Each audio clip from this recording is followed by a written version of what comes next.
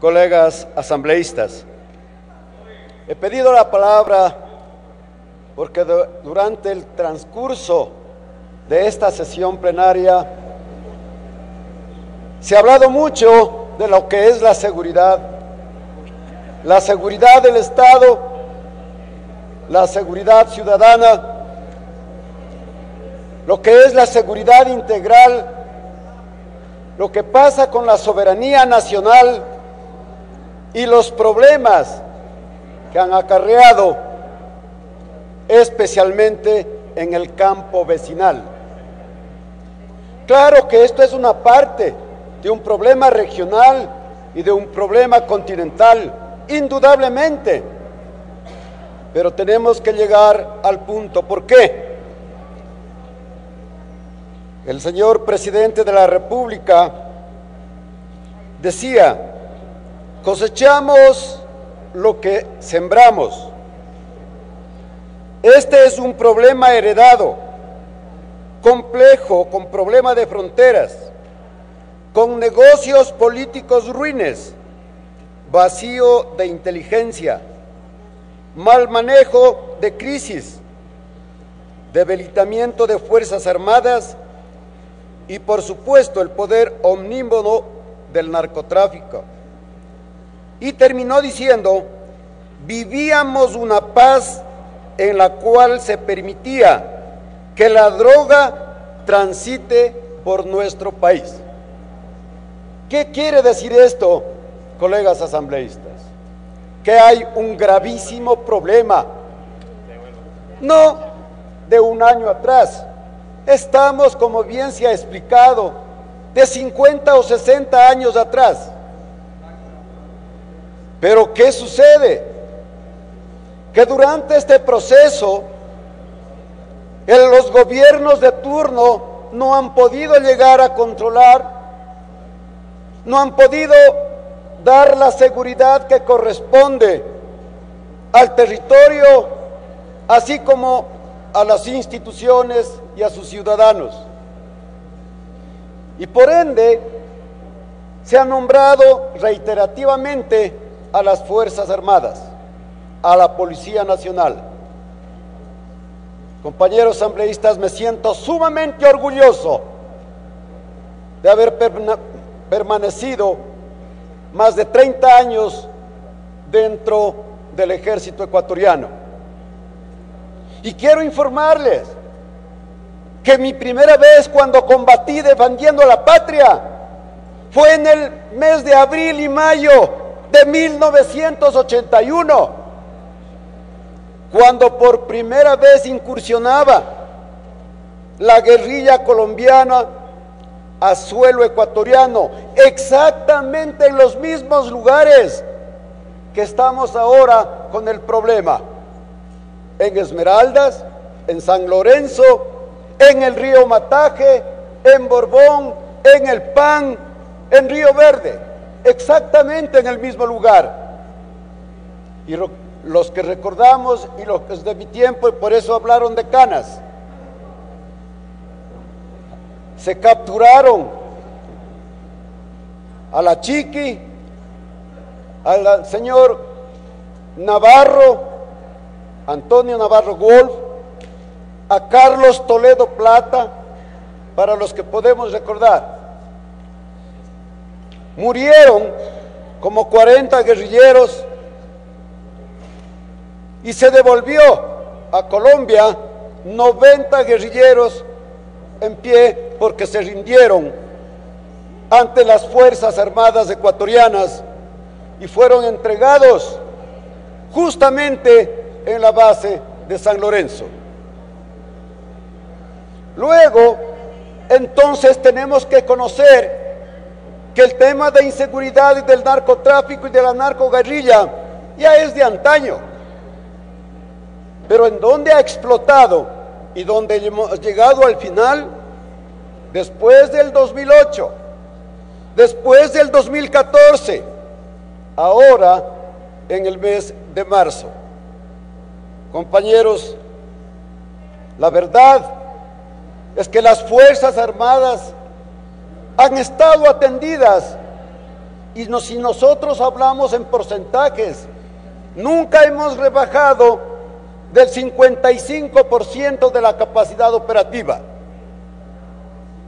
Y aquí, en las sesiones que hemos tenido, en las comisiones de Relaciones Internacionales, reiterativamente nos han dicho que las Fuerzas Armadas ecuatorianas están al 22% de capacidad operativa.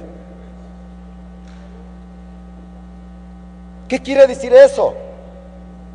Señores asambleístas, las Fuerzas Armadas estuvieron en proceso de destrucción. Y hablaron de números algunos asambleístas sobre el presupuesto. Tengo los datos exactos. No es que se ha sumado, todo ha venido restando desde 3.000 millones y en el 2017 era 1.683 millones de dólares. Y en el año 2018 hay una asignación de 1.495 millones de dólares. Por eso, alguna asambleísta hacía referencia que cómo es posible que los soldados y los policías puedan alimentarse con $3 diarios. Por eso se pregunta, ¿por qué no se ha renovado por más de 20 años los fusiles? Hay un plan que se denomina Plan de Fortalecimiento para las Fuerzas Armadas, del año 2010 hasta el año 2021. ¿Y saben cuánto se ha asignado para este plan? 0. Absolutamente ni un solo centavo. Por eso no se ha podido comprar ni un cartucho para los fusiles, no se ha podido comprar un lanzacohetes, no se ha podido comprar misiles, no se ha podido comprar ni siquiera las lanchas para poder controlar el mar. Claro, se compraron los helicópteros DRU, se compraron otros materiales y hasta nos regalaron aviones de Venezuela, pues. Pero entonces, ¿qué ha sucedido? Que esto se estuvo siguiendo una política para que las Fuerzas Armadas sean sometidas bajo el correísmo y cooptadas con el gobierno para que hoy se sienta el mismo estilo que Venezuela, y eso no se lo ha podido hacer gracias al profesionalismo de las Fuerzas Armadas, de sus hombres, de su promesa, de su juramento de defender a la patria. Por ello, señora presidenta, tengo que hablar de estos temas, pero sin embargo nos faltaría mucho tiempo para hablar que es necesario exigir al gobierno colombiano. De allí nació todo este problema. ¿Y qué ha hecho la diplomacia ecuatoriana?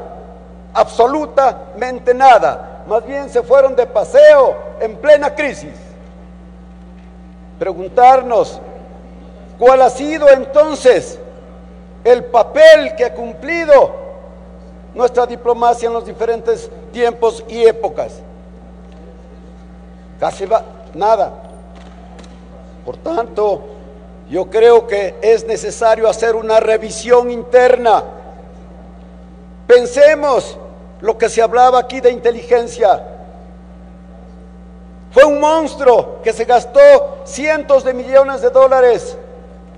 Y ahora le contesto al asambleísta Rivadeneira, ya no existe la Secretaría Nacional de Inteligencia, y por eso estamos preparando en la comisión nuevas leyes para que se reorganice, se reestructure y funcione como tiene que ser la inteligencia, para que haga uso el Estado a través del gobierno en el concepto estratégico, en el concepto operativo, en el campo vecinal y en el campo táctico dentro de nuestro país.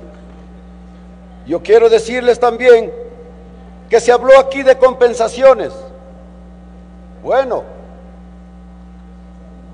Hubo ya la compensación cuando hubo las fumigaciones acá en Sucumbíos. El gobierno de Colombia... Ha concluido su tiempo, asambleísta. Gracias, señora presidenta. El gobierno de Colombia asignó 2 millones inicialmente y luego, después de un año, en total 4 millones. Recibió el señor ministro Ricardo Patiño 4 millones de dólares y no se sabe dónde está ese dinero.